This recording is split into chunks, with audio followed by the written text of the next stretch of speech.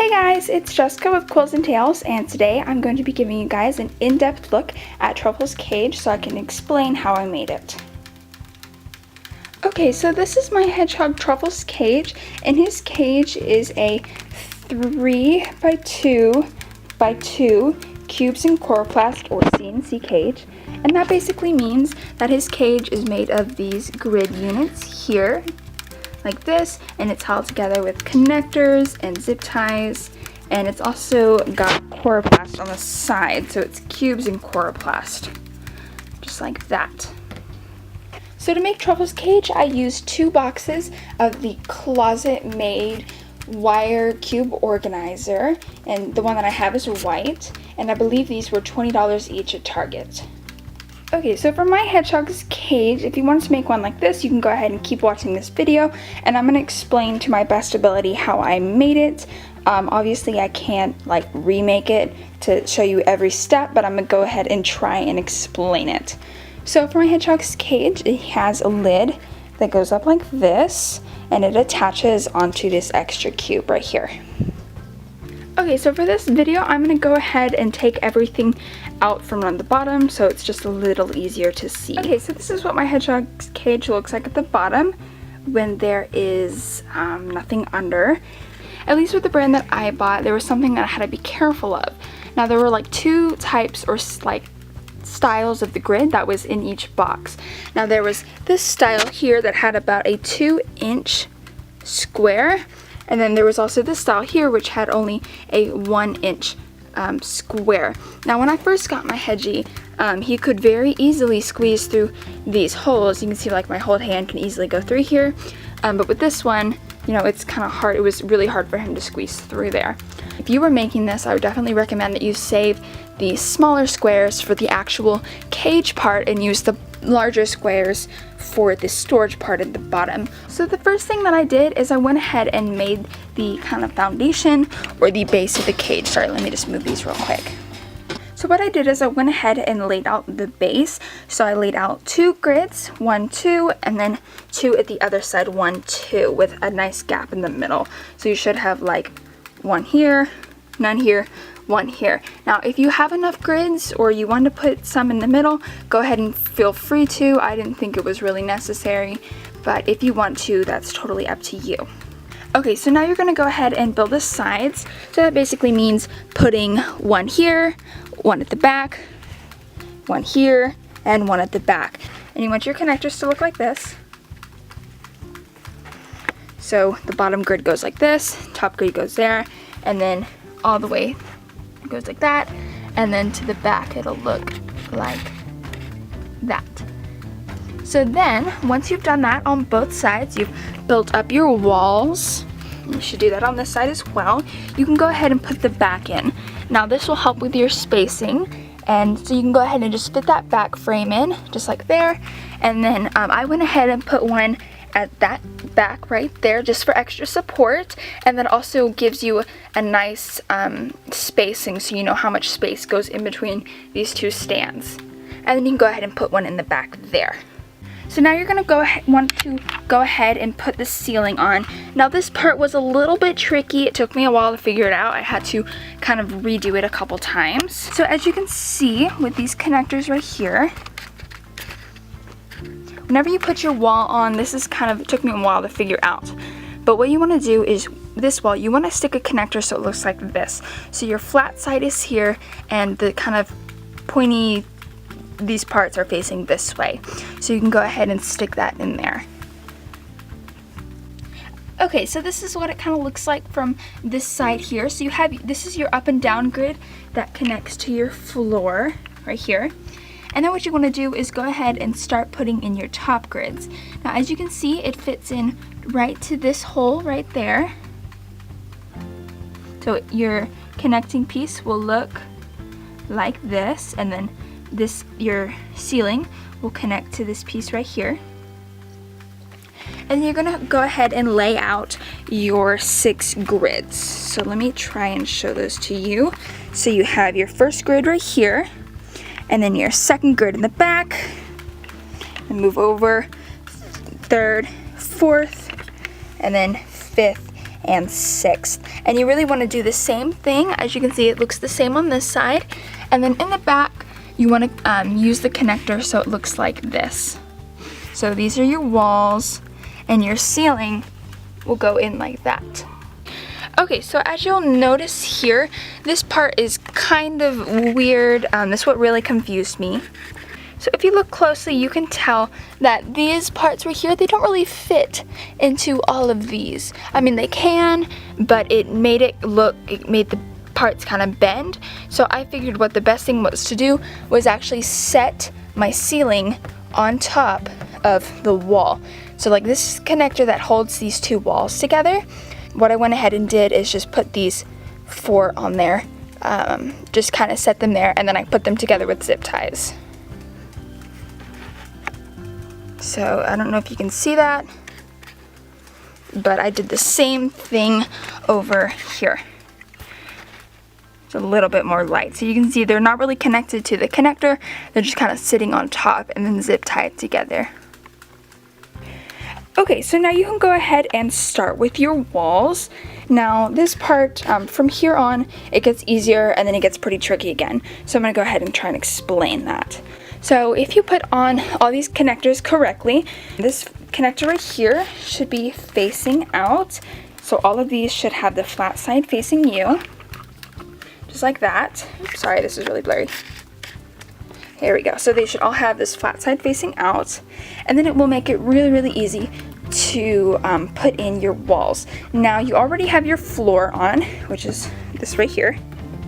So now you can go ahead and put in your walls and basically just put up this wall, sticking them into in there, just like that. So put up this wall, and you go ahead and put all the walls up all the way around. So these side connectors are also flat, so it should be quite easy for you to just put in your 2 walls. Now this one here may be a little bit tricky. It kind of confused me at first, but I eventually got it. So you have to position your connector so it looks like that.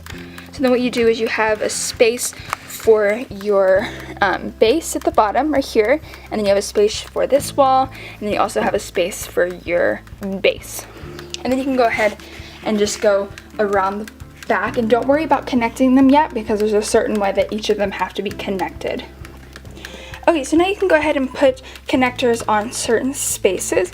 So you can go ahead and put a connector on this corner, and you want to make it so it looks like this. So the flat is up on this one, and then this one, and then over at your corner again, like this. And putting the connectors on like that just helps so that when you put the lid down, it's just kind of a flatter surface for these to fall on.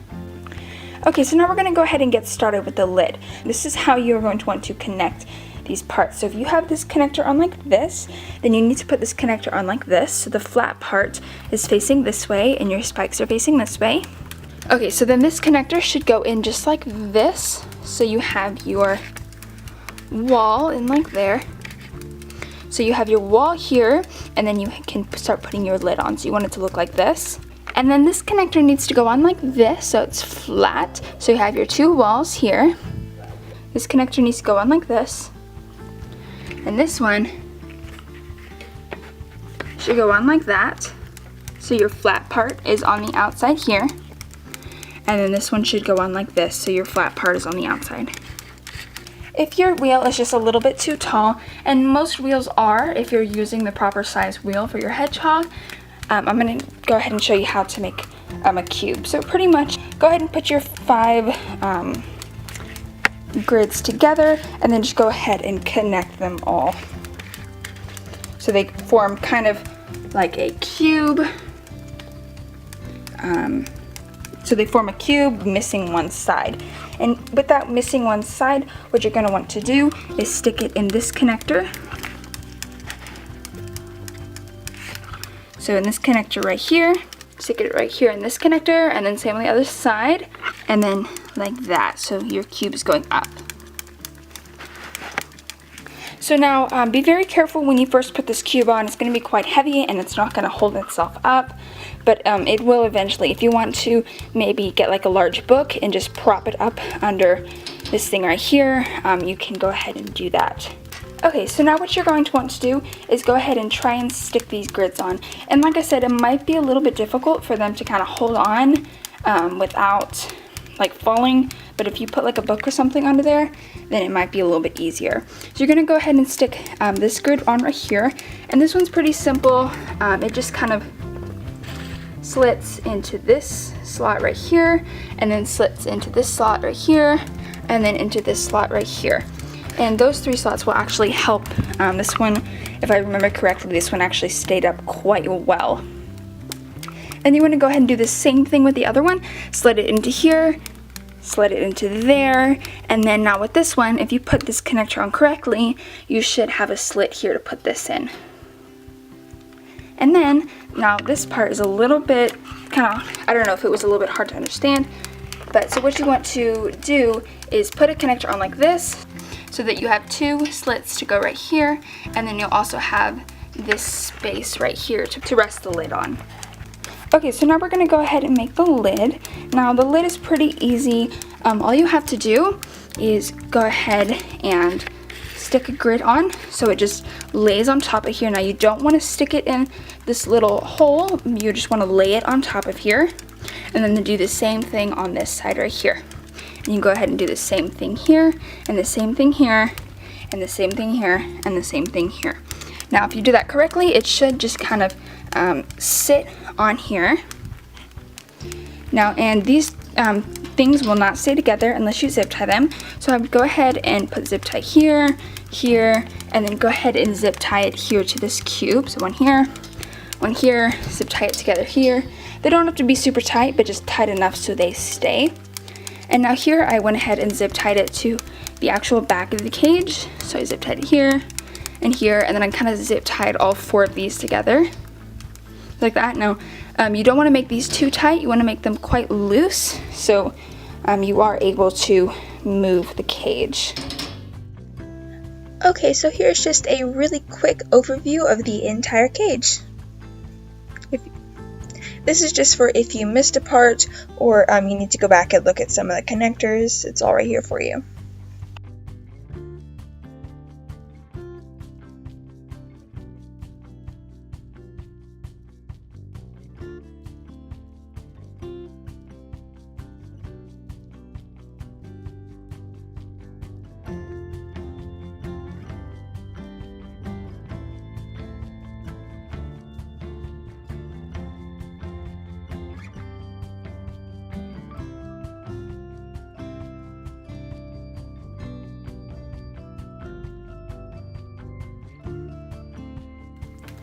Okay, so once you've done that, I would definitely recommend that you go in and zip tie any places that seem a little bit unstable, or places where you think that the connectors are not quite holding the grids together properly, because the last thing you want is for your cage to fall apart. Okay, and just for a little bit of extra knowledge for you guys, as I went ahead, when I made this cage, I went and put coroplast at all, at actually 3 out of the 4 sides. Now, I had this side here. Actually, I believe when I first got my Hedgie, I actually put coroplast in the front here, but as he got older, I kind of realized that I really wanted to be able to watch him, and my Hedgie, he really isn't a climber. He's never tried to climb up these walls. I believe that even if I took these out, he probably wouldn't even notice.